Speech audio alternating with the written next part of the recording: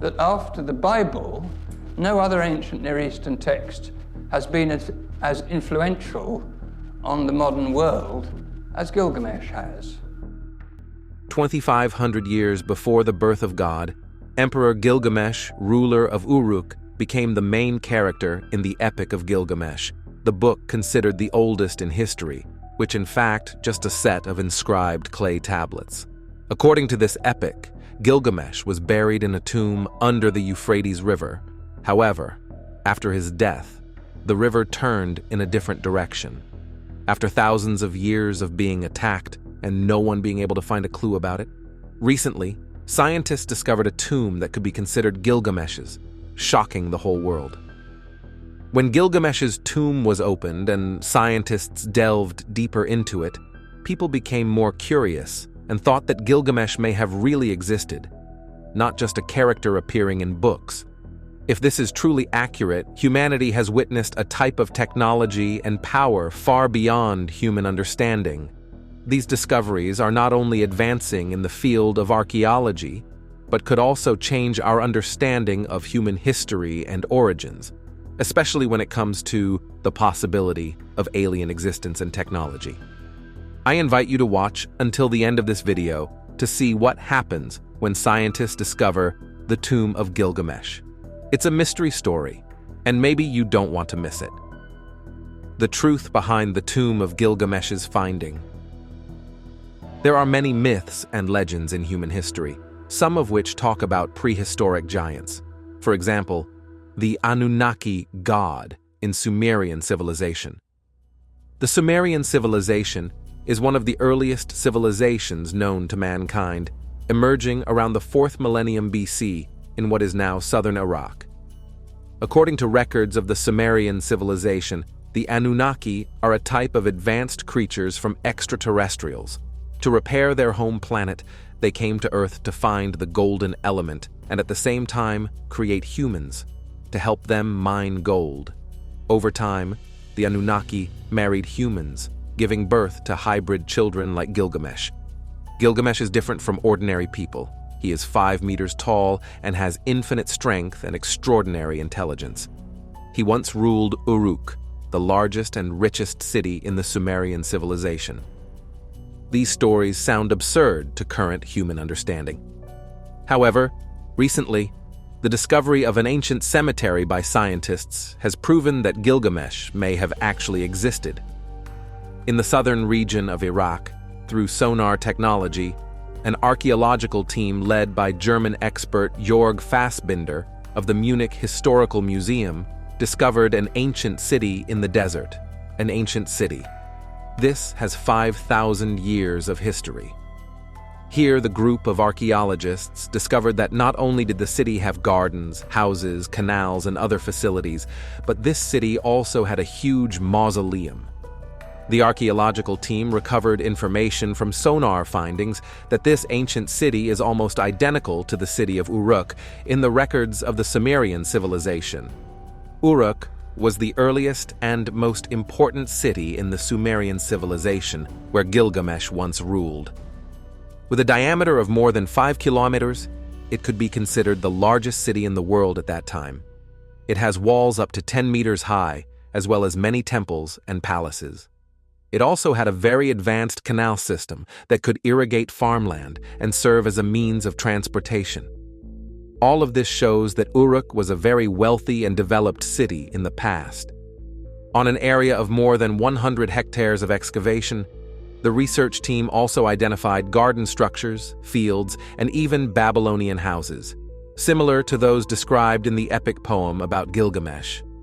However, the most astonishing discovery was an incredibly complex canal system, like Venice in the desert. That proves the high level of development of the ancient residents here. Inside the tomb of Gilgamesh, a brain far beyond AI. In the tomb, scientists unearthed a statue of Gilgamesh. The strange thing is that this statue is wearing a watch-like object in its hand and holding an adult lion. This evidence suggests that this may have been where Gilgamesh ruled and that he may have actually existed. It's not natural for scientists to assert that, because according to Sumerian records, Gilgamesh was the fifth king of Uruk recorded in the Sumerian king list. He was considered the son of Lugar-Banda and the son of the goddess Ningsong. He is also known as the King of Heroes because of his strength and courage far beyond ordinary people. In the epic, Gilgamesh is described as possessing 2-3 gods' blood and 1-3 human blood, meaning he has the wisdom and strength of the gods, but does not have the longevity of the gods. Gilgamesh ruled very cruelly over his people, forcing young people into slavery. So the people called on the gods for help, and the gods created Enkidu, a wild man, to confront and stop Gilgamesh's brutality. Enkidu goes to Uruk and has a fierce fight with Gilgamesh. Eventually, the two become friends regardless of the outcome. From then on, Gilgamesh changes his behavior, begins to care for his people, and goes on adventures with Enkidu, defeat many monsters and enemies. He also searched for the law of immortality and left behind a book of wisdom. If these stories are true, then Gilgamesh is not just a mythical character, but a real giant. If all the hypotheses are true, the tomb is not only an archaeological discovery, but could also change the understanding of history and human origins. Because according to the records of Sumerian civilization, Anunnaki is a type of high-class creature from extraterrestrials. If these stories are true, then humans are not the result of natural evolution, but rather alien experiments. And Gilgamesh may have had strength and intelligence far beyond humans. He may have found a way to live forever and may have mastered advanced technology. These are the things that make people extremely curious and eager to explore. But you should know this. The tomb of Gilgamesh was known before the US invasion of Iraq, and the contents of any kind of genetic remains were removed some time ago, and is the reason why there has never been any genetic or DNA testing. Not long after archaeologists discovered this ancient tomb, war broke out again in the Middle East. This area has been cordoned off, prohibiting nearby residents and media reporters from entering. Therefore, the mystery of this area has not yet been solved, and everything people are rumored is hypotheses without scientific proof. The mystery of aliens in the epic Gilgamesh. In the early 20th century, archaeologists made a stirring discovery at Mount Kujujik, which was a fascinating heroic epic. This epic was engraved on 12 clay tablets. It was originally preserved in the Azanibo library of King Azo, written in Akko script. Later, it was discovered that the second volume belonged to King Hammurabi, 1848-1806 BC, of the Kingdom of Kuba-Balan. This is the Gilgamesh epic with great historical and literary value. All scientists recognize that the original Gilgamesh epic came from the Sumerians. They left behind 15 numbers that amaze people today, with extremely advanced knowledge of mathematical astronomy. The first version of the Epic of Gilgamesh describes the monster Anjitu created by the goddess Aru. Anjitu's whole body is covered with long hair. It eats grass and drinks water in low places like a cow. It also likes to play around in places with hot boiling water. The king of Uruk city heard that it was an ugly creature, so he offered to give it a beautiful girl so that it could leave the herd of cows. Anjitu was captured by the king and let him live with the ravishingly beautiful woman, half god, half human, for 6 days and 6 nights. In the second version, the hero Gilgamesh, always victorious, repaired the walls of Uruk. We have mentioned more details at the beginning of this video. The third version says that from afar, a whirlwind of dust swept in, causing earthquakes and dust and sand to blind the sky. The sun god appeared. He used a very large claw to grab Anjitu. Here, the sun god is depicted as a heavy drill inserted into Anjitu's body, weighing him down like a mortar. People today are surprised and difficult to explain. Could it be that primitive people already knew that, under a certain acceleration, the human body could rush as hard as a drill? Today, we know the acceleration of gravity. When taking off, space pilots are forced down into their seats by gravitational acceleration. This has been carefully calculated in advance. But why were primitive people able to understand that knowledge? The sixth version says that Gilgamesh and Anjitu went together to the god's abode.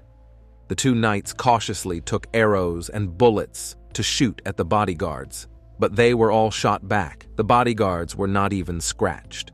The two knights hurriedly approached the palace when suddenly they heard a terrible roar. The seventh version recounts the scene where alien species first saw Earth from space. Anjitu was grabbed by the bronze talon of the great eagle and flew through the air. In the eighth version, Anjitu, who once saw the Earth from above, died of a very strange disease. Gilgamesh asked if Anjitu had been poisoned by a heavenly beast that could cause an incurable disease in humans. The ninth version tells the story of Gilgamesh, who deeply mourned his friend Anjitu and decided to travel long distances to find him, because he always thought he would die from an illness similar to Anjitu's. Gilgamesh went to the foot of two mountains against the sky. Across the two mountains was the Sun Gate. Before the Sun Gate, he met two giants. It took a whole day of negotiations before Gilgamesh could enter. The 10th version describes the scene where he went to meet Utnapis, the father of mankind, whose waist was not thicker than his own, nor his shoulders as broad, but who was of the same stature as him. Based on the above descriptions, we can make a hypothesis about the vague history of humanity as follows. From very ancient times, there was a spaceship from unknown sources that discovered its existence on our planet. They quickly realized that Earth has all the favorable conditions for the development of human intelligence. Of course, at that time, humans on Earth were not the humans we are now. Aliens fertilized several women on Earth. Just like in myths, they waited for these women to fall asleep and then left. Thousands of years later, other aliens came to Earth and found products left by their descendants. They continued to mate many times until they created an intelligent creature so they could impart survival skills and social rules to this creature. Humans at that time were uncivilized barbarians. They were most likely degenerate, so they once again interbred with wild animals. The aliens saw this danger, so they destroyed their unsuccessful products or took them to another land. So, in primitive society, the most primitive skills began to appear: paintings on cliffs and in caves, making pottery, then the initial knowledge of building houses. Each, the first thing, gradually appeared. These primitive people deeply revered the visitors from heaven, because these guests came from a place that humans did not know, and they later left. Strange similarity between Gilgamesh and Noah's stories. In the 10th version, Utnapis told Gilgamesh what Gilgamesh had experienced. Utnapis described the disaster of the flood very meticulously. Utnapis said that the god warned Gilgamesh about the great flood, so that he could build a boat to save children, women, his relatives, and artisans of all professions. He described many stormy scenes, roaring tides rising into the dark night along with people he could not save. To this day, those scenes are still vivid. And this reminds us of the Noah's flood that would take place later. In Sumerian history, Enlil was angry that Enki had given human slaves the power to reproduce sexually and to receive pleasure from sex. He was further angered at the sounds the humans made at night, engaging in sex, which he said was disturbing his sleep. He described it as cattle lowering. Although the Anunnaki gods did not cause the flood, they knew it was coming, and in a council meeting, agreed not to tell the human slaves. Enki, once again taking the human side, warned Utnapishtim, gave him specifications to build the ark, and instructed him to build it well inland and next to the sheer wall of a mountain, which Utnapishtim did not understand until the floodwaters came. The ark was also a semi-submersible. He also provided a pilot for the ark who brought the seeds of plants, but also the DNA of the animals. not actual pairs of animals. There are many similarities between the Gilgamesh flood account and the biblical flood account, as known as Noah's flood, beginning most importantly with God choosing a righteous man to build an ark because of an impending great flood. In both accounts, samples from all species of animals were to be on the ark, and birds were used after the rains to determine if floodwaters had subsided anywhere to reveal dry land. There are other similarities between the Gilgamesh flood account and the biblical flood account. One major point of clear agreement is that a global flooding disaster occurred in ancient times. Portions of the Gilgamesh account, Chaldean flood tablets, have been found dating back to 2000 BC or earlier. Tablets containing the full story, however, date to approximately 650 BC, or well after the Genesis account, ECs 1450-1410 BC. These Chaldean tablets from the city of Ur, modern-day southern Iraq, describe how the Babylonian god Aa decided to end all life except for the ark dwellers with a great flood. A, believed by the Babylonians to be the god who created the earth, selected Utnapishtim to construct a 6-story square ark. During the mid-19th century, this complete epic of Gilgamesh was unearthed in some ruins at Nineveh's Great Library, and the depth and breadth of similarities and differences became evident. Here is a more extensive listing of the similarities and differences. God, or several gods in the Gilgamesh account, decided to destroy humankind because of its wickedness and sinfulness. A righteous man was directed to build an ark to save a limited and select group of people and all species of animals. Noah received his orders directly from God, Utnapishtim, from a dream. Both arks were huge, although their shapes differed. Noah's was rectangular, Utnapishtim's was square. Both arks had a single door and at least one window. A great rain covered the land and mountains with water, although some water emerged from beneath the earth in the biblical account. The Noahic flood was the result of a storm lasting 40 days and nights, while the Gilgamesh storm was much shorter. 6 days and 7 nights came the wind and flood, the storm flattening the land. Birds were released to find land. After the rains ceased, both arks came to rest on a mountain. Noah's on Ararat, Utnapishtim's on Nisir. These mountains are about 300 miles apart. Sacrifices were offered after the flood. God was, or gods were, pleased by the sacrifices, and Noah and Utnapishtim received blessings. Noah's blessing was to populate the earth and have dominion over all animals. Utnapishtim's was eternal life. God, or the many gods, promised not to destroy humankind again. Perhaps most interesting is how the stories remain consistent over time. Although the complete epic of Gilgamesh was discovered in the mid-19th century, much earlier segments, before the writing of Genesis, have been discovered and dated. Yet most significant is the greater fidelity of the Hebrew account. This is attributed to the importance of Jewish oral tradition and the possibility that some of the story was recorded by Noah or from his time, which would make the Hebrew account precede the Babylonian version. Some scholars hypothesize the Hebrews borrowed the Babylonian account, but no conclusive proof has been offered to support this. Based on the many and varied differences and details within these stories, it seems unlikely that the biblical version depended upon an existing Sumerian source. Further, given the Jews' reputation for passing down information scrupulously from one generation to another and maintaining a consistent reporting of events. Genesis is viewed by many as far more historical than the Epic of Gilgamesh, which is regarded as mythological because of its numerous gods and their interrelationships and intrigues in deciding the fate of humankind. Certainly, for those who believe the Bible is God's word, it is sensible to conclude he chose to preserve the true account in the Bible through the oral traditions of his chosen people. By God's providence, his people kept this account pure and consistent over the centuries until Moses ultimately recorded it in the book of Genesis. The Epic of Gilgamesh is believed to contain accounts which have been altered and embellished over the years by people not following the God of Abraham, Isaac, and Jacob. Isaac and Jacob. Isaac and Jacob.